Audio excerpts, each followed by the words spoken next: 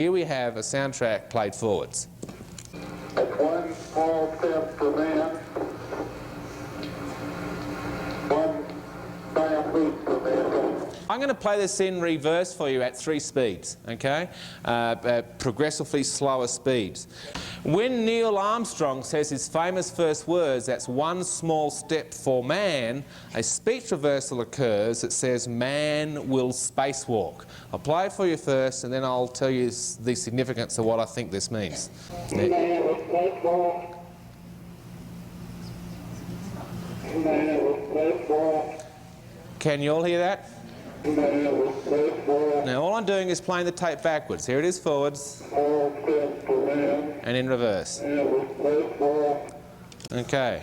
So as Neil Armstrong, incidentally, I wonder how many of you are aware that Neil Armstrong actually had a prepared script. He was supposed to say that's one small step for a man, but he left out the A and said that's one small step for man.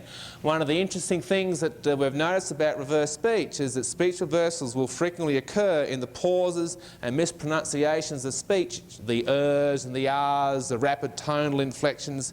If you ever sit down and listen to someone talking for even 2 or 3 minutes, just intently listen to them, and you'll notice that their speech is full of inconsistencies. I mean, I've rarely come across anyone who can talk in a very monotone voice for a long period of time without slipping up. And it is the tonal inflections in our speech that create speech reversals. One of the things that we've discovered about reverse speech is that we believe reverse speech to be a right brain hemispheric function. It's been thought by many that the right brain hemisphere is dormant in active verbal communication.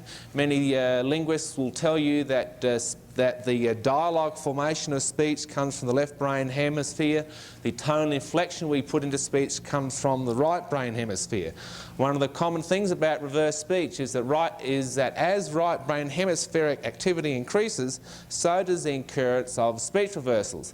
In a monologue speech situation like I'm talking right now, where I have said these lines in front of audiences hundreds of times before, they're almost memory off pat, you would find reversals about once every 60 seconds because it's a pre-prepared script already running in my brain. And we get into normal natural conversation, the occurrence of reversals will increase to once every 10 or 15 seconds.